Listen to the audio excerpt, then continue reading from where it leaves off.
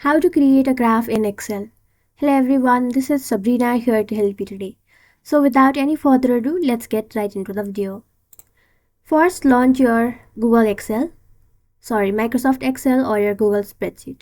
The process is just the same. Now I will use some demo data.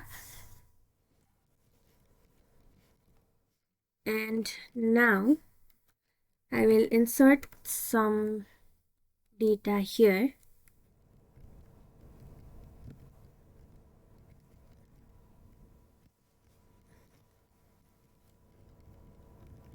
Now in order to create a graph from it, what you will have to do is go to insert, then go to chart. Here you will find several chart type. If you want to create a graph, drag down this button pie chart, and then you will find several options like a map, column graph, and many more. So that's how you do it. Thank you for watching this video. Make sure to like, share, and subscribe to our YouTube channel. If you got any questions, comment them down and I'll get you in the next one.